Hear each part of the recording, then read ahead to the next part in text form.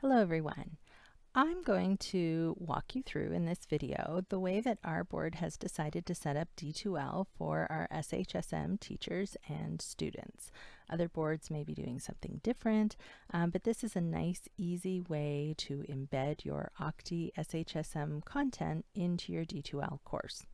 So I'm going to start with the fact that we are sort of a medium-sized board here in Ontario. We have about 2,000 students involved in the SHSM program and about 200 teachers involved in the SHSM program. So that was my thinking behind the way that I decided to work with D2L for my teachers and my students. But I'm going to talk about ways that maybe larger and smaller boards could also do something similar to this. So our board is a medium-sized board with about 2,000 students involved, and I didn't want to have 2,000 students and about 200 teachers all squished into one D2L learning space. There was a little bit too much possibility for error if somebody erased some content, like as a teacher role, or just navigating the course as students. If several groups were in on it at the same time, it might slow everything down and create a lot of frustration. And so what I decided to do was start with an SHSM hub course. So I created sort of a base course, which I call my hub course. And this is the place that only I have access to. And this is where I'm going to load all of my content, put in all of my announcements, and then easily copy it over to all of the various school sites that I have also created. This way, I control the content that's going into all of their sites, but then the individual teachers at their school level can control what they're doing with that content. And so I'll talk a little bit about that at first. So I can put announcements here, remembering, of course, that any announcement I do is going out to both students and teachers, because at the school site level, teachers will be granting access to students. And I need to remember that in all of my announcements, that they're not going out to teachers, but going out to teachers and students. So what I did is a very easy way to embed the content into your D2L course is to create external links. And so I started out with creating, of course, units down the side. I took a screenshot of the infection control and PPE awareness homepage, and then I created an external link here. Now, this external link, of course, is created with a copy or a duplicate course that I made for my board for infection control and PPE awareness. So when I click on this link, I'm not taking the students to the OCTI infection control and PPE awareness site that is owned by OCTI. Instead, I'm taking them to the duplicate site that I created for my Board of Education.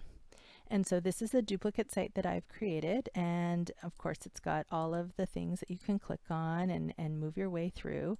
And so this is available to anyone that I upload this to. The links will copy over as is, and students will be able to play all of the videos and do any of the things that are here. Now, when we're talking about D2L and assessments in particular, we need to give students a place to put their assessments. And so I'm just going to take you back to the course. So you'll see that I've got them all sort of down here on the side, and each of them is exactly the same with a different link to the course. And making sure as well that you're linking to the published site, not the editable site, because you don't want to give students a site that they can edit. You want to give students a site that is set in place and that they're just working through the activities.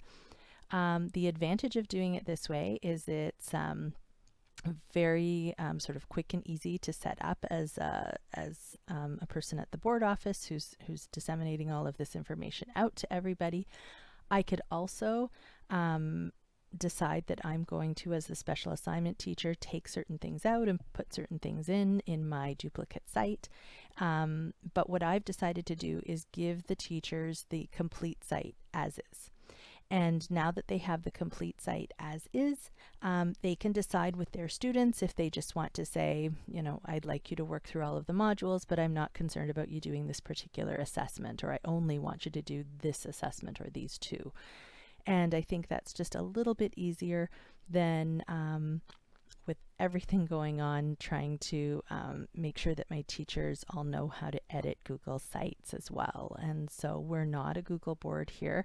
And so I didn't want to place extra pressure on my teachers who are also learning several other different platforms in their classroom. And so my decision was to just give them the full site that I had copied, and that they, in conversation with their students, could tell them what they wanted them to do or wanted them not to do, and have that be something that they just post in their class or have a discussion about, because I didn't want to make that decision of what I was going to take out for everyone.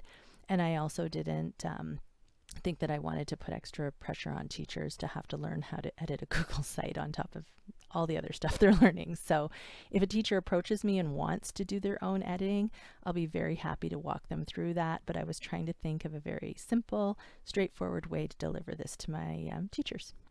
And so getting back to the assignments, when students are doing a certification and they've gone to the OCTI site, you'll see that part of it is assessments. And so students are expected to do assessments. Well, on the Google site, there's nothing set up for students to do assessments on. And so what I've decided to do is create assignment folders. And so this is not what it'll look like in schools, but I'm just put a couple of examples here just to talk with you about them.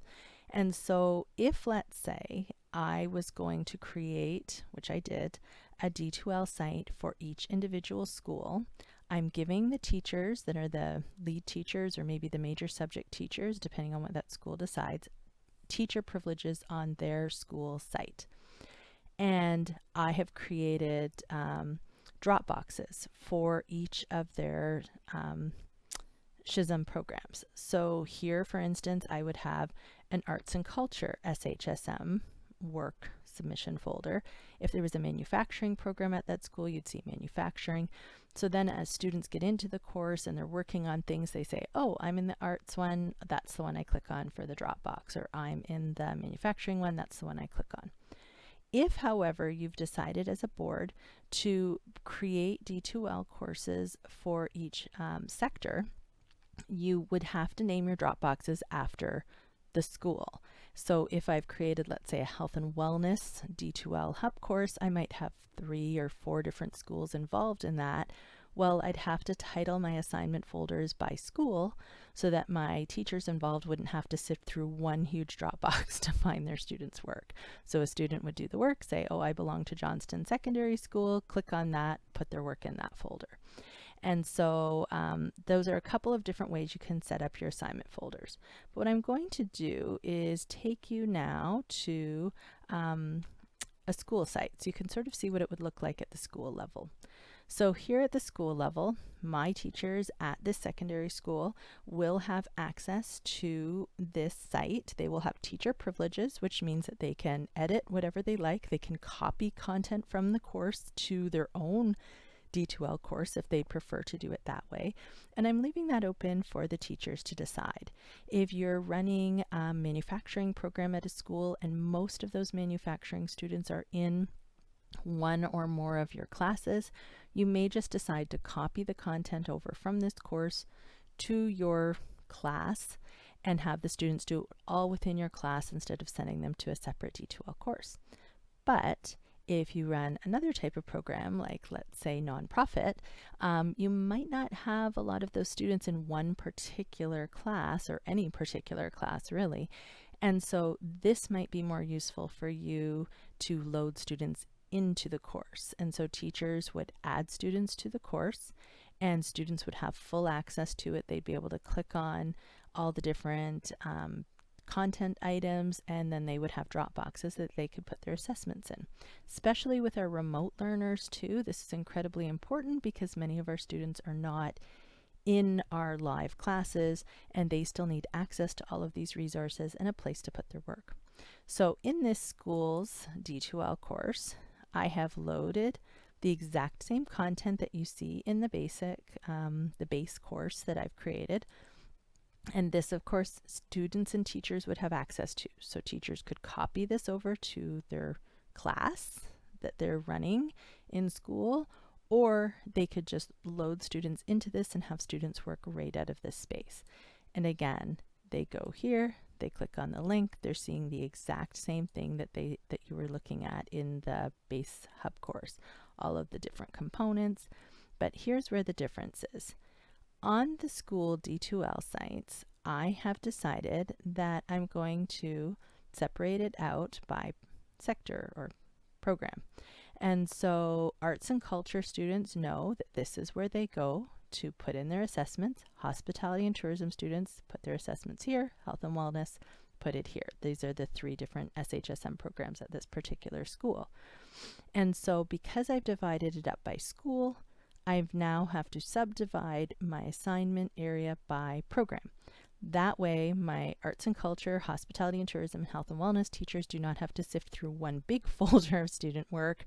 They can go right to their specific folder, click on it, and open up their student work, assess their student work right there, send feedback to the student, and be able to sort of work all within one course if they so choose, or upload the content to their own class. And so that is how, just a walkthrough of how we at our board have set up D2L for all of the different certifications, experiential learning opportunities, reach aheads, and SPEs. We've broken it down by school, given each school its own D2L space. I'm using a base course to upload content to it, but I'm also giving all of my teachers full teacher privileges at their particular school to edit content as they like, and to enroll students into that course, whether they want to enroll all of their students in their program or just some of them. That's the teacher's choice, depending on whether they're in their classes or not. And that's how we've decided to set it up. Now, if you are a smaller Board of Education, where maybe you only have 200 students in your SHSM program, it might not be worth the time and the effort to create all of the different shells for your different schools. It might be reasonable to put all of your teachers and all of your students into just one SHSM hub course. And so if you're a smaller board, that might be the way you deal with it, is just create one, upload all your content, no students and teachers have access to it, give your teachers teacher privileges, and away you go. If you're an even larger board than us, you might need to subdivide it up even more. You might have some programs at schools that the individual program has 200 or 250 students. And so those programs might need their own D2L shell course instead of a school shell course, because your school shell course, if you have several large programs, can end up having 500 kids or 400 students in one course, and you don't want to have that many in one class. And so if you are a larger board, you might actually want to develop D2L shells for each individual course at each school, which again is a lot of shells, but might make it more user-friendly for your teachers if you have some programs at some schools that are particularly large. And so that is a basic walkthrough of everything. I'm also going to record a couple of videos to show you how I set all of this up and some of the nitty-gritty steps in the background. But I just wanted to give you a walkthrough of sort of how our basic setup is. Thank you.